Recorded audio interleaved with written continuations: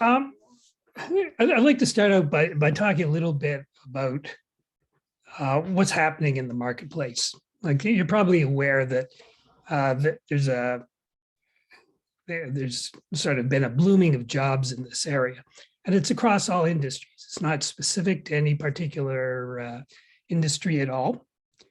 And if we think about what it is that's driving what's going on right now, why it is that we've sort of business has made as much of a transition as they have from depending on sort of primarily opinions of senior people to more and more basing decisions on data.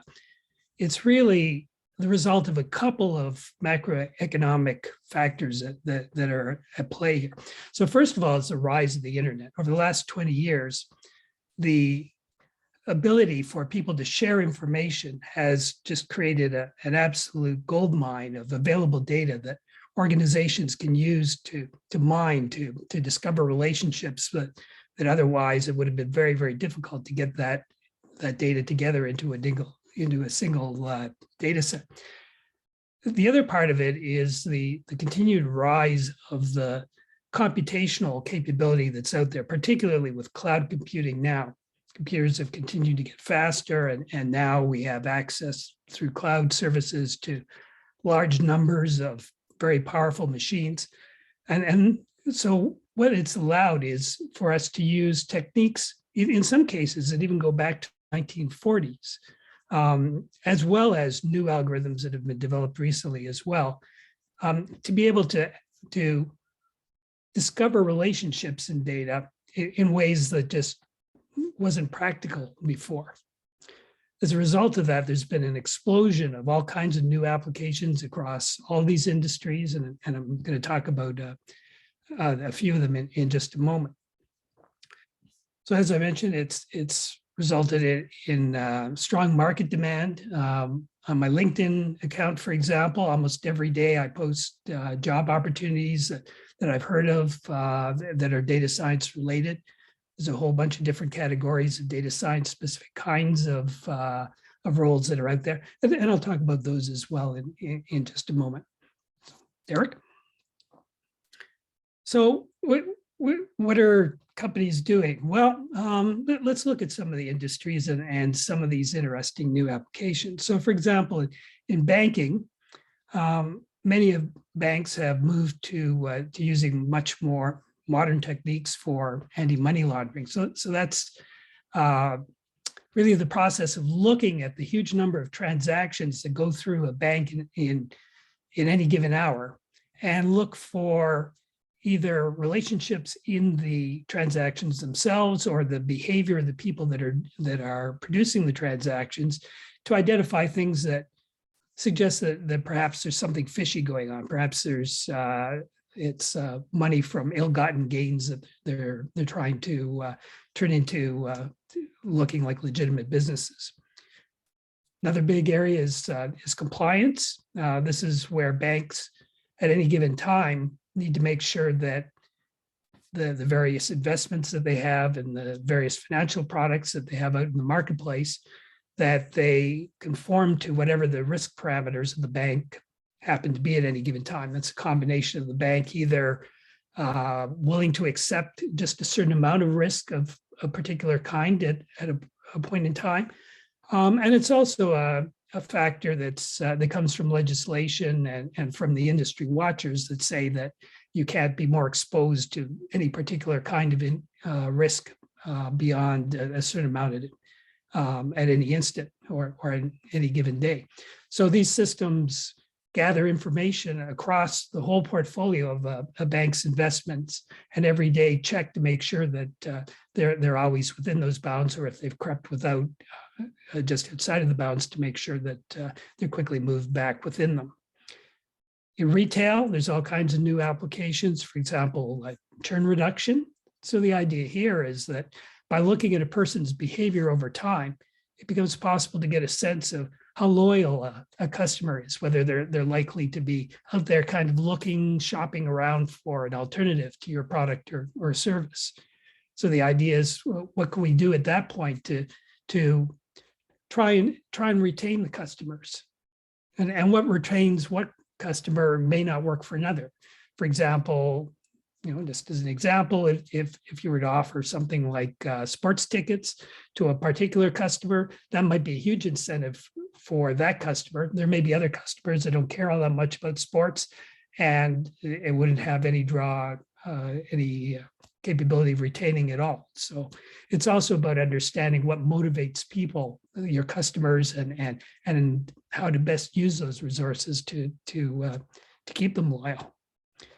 Recommender systems. So you've seen on the internet that Amazon and Netflix and the various companies that are out there will make you offers based on your prior behavior. So it's a combination of what sites you've visited recently and what products you've bought in the past, and who your friends are and what your friends are buying, and how the things that you've bought relate to other things, like things that are logical add-ons to things that they know that you've bought recently and across different vendors. So recommenders are the systems that analyze all that data and try to decide what to offer to you next that might be something that you might legitimately be interested in. Supply chain optimization, so the whole process of delivering products into stores and making them available to you, all the way from the manufacturers and even in agriculture now. If the bottoms of tractors are covered with sensors, and as the farmers work the fields, the tractors are measuring the incline of the land and its water content and other kinds of factors that allow the fertilizer companies to be able to make recommendations about how best to treat that land to optimize the yield, all the way through to the placement of products in stores and making sure the warehouses have the right quantities of the right selections of things that people are actually interested in at the right point in time. In healthcare, most hospitals now record the data that comes out of sensors, so anonymized data on people's blood pressure and heart rhythms and the various other kinds of monitors that they use, oxygen levels, blood, those sorts of things. And that kind of data is just a goldmine for medical research. The University of Waterloo's Velocity, which is a center for helping entrepreneurs get started, an accelerator, an incubator, has developed a system, for example, that given a picture of some kind of lesion on your skin can give you an informed opinion as to whether or not that might be melanoma or some other kind of skin issue that might require urgent medical care. Next, please. In transportation, for example, rail companies are now doing things like taking pictures of the wheels and using systems to analyze those photographs to determine if the wheels are likely to develop a fault sometime in the near future, and as a result do preemptive maintenance to keep the trains running without downtime. Optimization of routes for delivery vehicles, for example, so that they cover the minimum amount of distance in order to still fulfill everything that they have to deliver and use the least gas for the least impact on the environment. Of course, everything that's happening in self-driving vehicles. There's even applications in arts and entertainment. So you may have seen some of the deep fakes recently, both photos and video that look like the real person, generated synthetically based on vast quantities of data of video of an actual person. There's a company in Toronto that's developed a system that, given a piece of artwork, will look at it and value it based on what it knows about other kinds of art that have used the same kinds of materials, same kinds of aesthetics, are currently selling in the marketplace. Of course, game bots and games. Next, please. Yeah.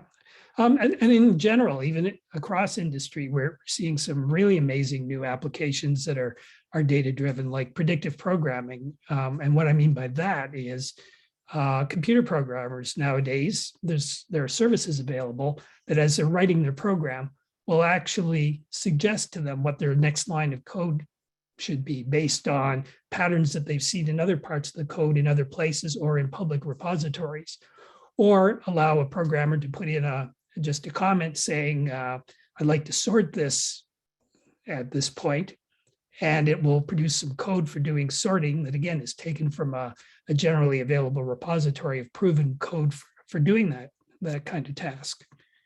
Real-time translation, of course, the universal translator, we all have one in our pockets nowadays. Text summarization, so taking an article and reducing it down to a one paragraph that catches conveys the essence of what that full article was about in completely human readable form, so that it looks like it was written by a person. Simulation, digital twinning is the idea of taking a physical device of some kind, like an electric motor, and replacing it with a simulation that is close enough to the physics of the actual thing itself that you don't have to work with a physical thing. Most planes, for example, nowadays are designed that way. They're all designed in terms of a big model before an actual physical plane is constructed. Lots of careers in this area. So what I've done here is I've focused on a few of them. And they're kind of in the order of entry level with data analyst up to the more advanced and more specialized kinds of roles. So a data analyst is someone who knows how to analyze data, knows how to use statistical methods. Perhaps their primary tool for doing that is Excel, or maybe they're starting to use some of the more the fancier machine learning kinds of techniques and models. Data visualization specialist is someone who specializes in telling a story through use of data, taking a data set and converting it from being just like a big spreadsheet of numbers into graphics and graphs and charts, and weaving a story around it in a way that makes it easy for people to understand and consume the message that the data represents. Business intelligence is an area that's been around for a long time, and is in a way kind of evolving into some of these other things. Business intelligence was a role that started primarily in the IT department, but was intended to bridge the gap between reporting and data that was stored in data warehouses and the needs of the business in terms of really understanding what that data meant. So there were some tools that were developed for that purpose that were fairly easy to use and fairly straightforward, and became very popular through the early 2000s. Most of those tools are now evolving to become much more of general purpose data science tools. Big data engineers, these are specialists in working with very large data sets, possibly split across many databases, and pipelines of data moving from one place to another, possibly in the cloud or between the cloud and a local data center of some kind. Imagine, for example, Twitter, 10,000 transactions per second.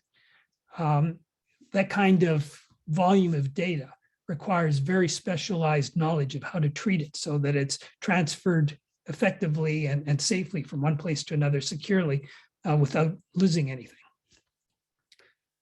Data scientist. So the certificate program that we've developed is intended to help people that have some science and math engineering background, or perhaps not, but have interest and some abilities in those areas, and help them to get an early job in the area of data science. So this is the whole application of modern techniques, a group of techniques that we sort of collectively refer to as machine learning, to large or even small data sets in order to extract insights from them. And then AI specialist is sort of a step beyond data science. AI is, whereas data science is really concerned with practical applications of understanding data for either scientific purposes or for business purposes, AI is more concerned with decision-making over time. And is it possible to build computer-based systems that behave in ways that people would call intelligent, whatever that means? And that we could have a whole conversation for half a day on just that subject, like what is the nature of intelligence? But we're going to focus primarily on data science for our purposes today. So if you want to get into data science, what skills do you need? Well, data science is truly multidisciplinary. It's a coming together of a lot of skills. And here's kind of the broad picture of them. And I'll just point out a couple of them as being particularly important. So machine learning and data mining. So these are the techniques for finding interesting relationships between things and data, building predictive models that based on what's been seen in the past in terms of either people's behavior or the behavior of some kind of natural system, extrapolating out into the future what's likely to happen as a result. Business, so particularly or alternatively for applications in the sciences, of course, the scientific disciplines that go along with that, but in the business realm, everything that you know about business and how your business operates is just as important in data science as it ever was. I'll also just touch on storytelling, because a big part of all of this is having the ability to be able to extract what the numbers tell you and turn it into something that's meaningful to people, that allow them to take action. Like to take, perhaps you've developed an interesting model, predictive model of some kind, and it's generated its output as a series of statistical details. How do you turn that into a story that a board member can understand and can use that to make decisions about what new markets they're going to enter or how they're going to tweak their existing product mix? That's a whole skill in itself. And in our programs, we try to cover all of these in kind of a balanced approach, except perhaps business, which is specific to your particular business. But certainly all the others that we spend time on in our program.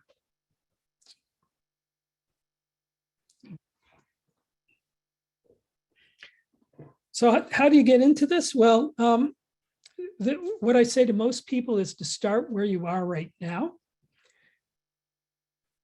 So what I mean by that is that what a lot of people have found to be successful in getting into data science, if they find it interesting, is to develop some knowledge and some skills and some credentials in data science, but then begin to apply it where you are today.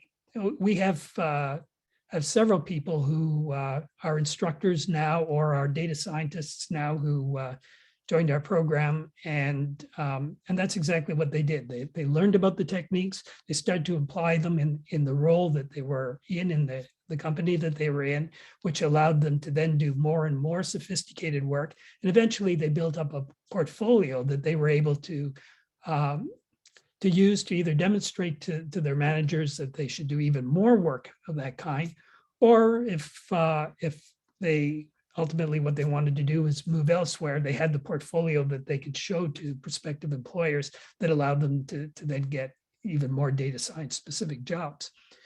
So our program, 4 courses in it. They're intended to be taken sequentially. Here they are. So first of all, it's Foundations of Data Science. They're about equivalent to a normal university term's worth of work. Foundations is really focused on kind of hitting most of the bubbles of the chart that I just showed you. at an introductory level. So making sure that you have the foundation on which to build your deeper knowledge in all of these skill areas in the more advanced courses. We introduce using Python and Pandas, which Python is the most common programming language for data science, and Pandas is a set of statistical tools that work nicely with Python for doing data science. The techniques that we teach are designed specifically to allow you to then apply the concepts, even if you, for example, were to work for another company that didn't use Python, used another language like R instead. Everything that you learn conceptually is applicable to equivalent features in those other languages and systems. Statistics for data science. So we assume that you've had a little bit of prior statistics, but not a lot. And so this is something of a refresher of basic probability, but also goes into regression specifically. So predictive models and classification models using techniques out of probability. But also beyond that, what we do is we talk about some of the most modern ideas about causal analysis, which is something that if you took statistics a few years ago was not part of the curriculum, and yet is very quickly becoming fundamental to how we think about how to do regression and classification. Machine learning. So here we get right into the details of how these predictive models work. We pop the lid off and look underneath. And then the fourth course, Big Data Management. This is more of an IT flavored kind of course, and it's focused on what are the tools and methods for dealing with these very, very large data sets. Once you have a data set that's too big to fit on a laptop, it has to be moved out to the cloud or spread across multiple databases, then how do you reliably bring the data together and do analysis across these very, very large quantities of data efficiently so that you don't sit for 6 weeks while the computation takes place to come back with a result.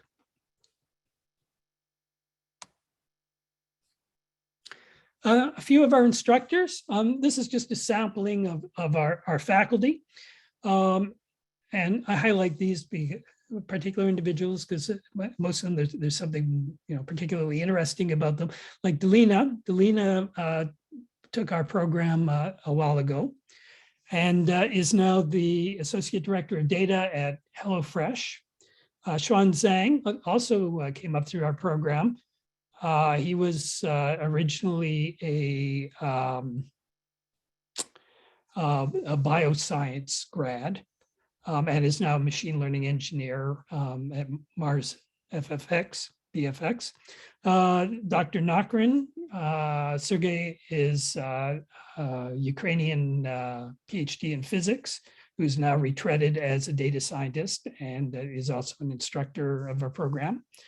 Melissa Singh is a consultant at Google, specializing in big data analytics. Dr. Amanda Eason, data scientist at TD, and Dr. Gaston Tafigi joins us sometimes as a professor of cognitive computing at Sheridan College. So our instructors are not your typical university professors, although some of them have taught in a university and college setting, like prior to teaching in this program. But what they all have in common is they're all practitioners. We're all people who do this on a day-to-day basis. It's a very practical program intended for people who are going to go out and do this for a living, as opposed to studying it like from a purely academic perspective. Now, having said that, it's a deep and rich program. We get into the details, but it's intended to be practical, hands-on. Let's work with the tools and see how this works in detail. Next, please. So what do we cover? Let me just check on doing time-wise. Pretty good, I think. So what will you learn in the program? So all of these kinds of things, I've talked about most of these already. So I'll just mention neural nets.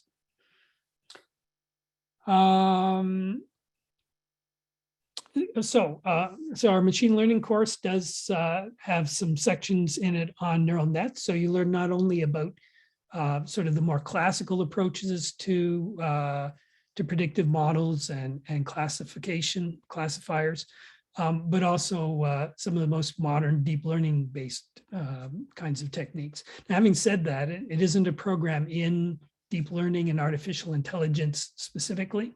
And the University of Toronto School of Continuing Studies does have a certificate, which is a follow-on certificate to this one, that does go into much more the detail of neural nets and reinforcement learning and intelligent agents. So for those of you who are interested potentially in AI eventually, there's a logical progression from this certificate program into the AI program. Next, please.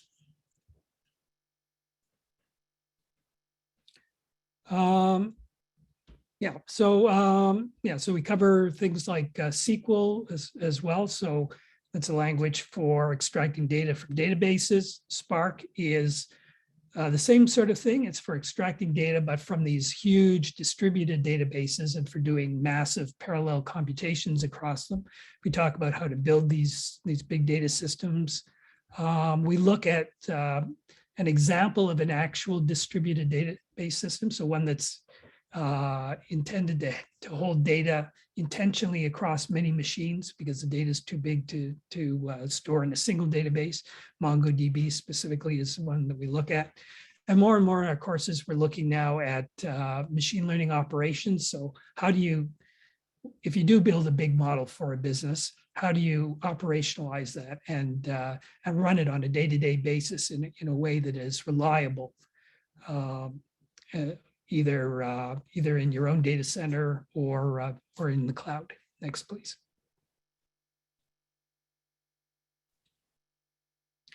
So each of the courses, as I mentioned, is about 12 weeks and about 8 to 12 hours of work each week.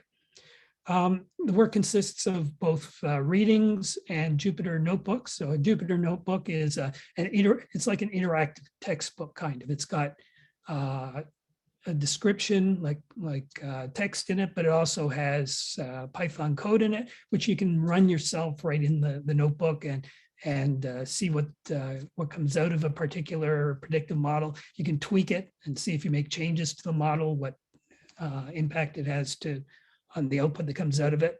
We also run weekly webinars, which are about an hour to an hour and a half in duration.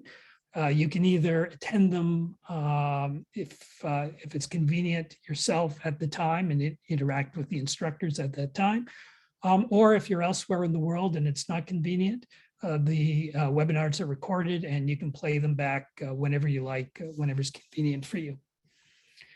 There's also discussion boards for interacting with the instructors and with other students. It's very important to us that everybody get an opportunity to expand their personal networks, to get to know the other students and the instructors as well. And in fact, we use team projects as opposed to exams so that everybody gets an opportunity to meet others in the program and work with them. And so at the end, by the time if you do take all 4 courses and do the certificate, at the end, you'll have quite a few different people that you've worked with and built relationships with. Through the course of the term, 3 to 4 assignments. The assignments are graded by the instructors. So this isn't computer grading stuff. This is actual instructors looking at your work and commenting on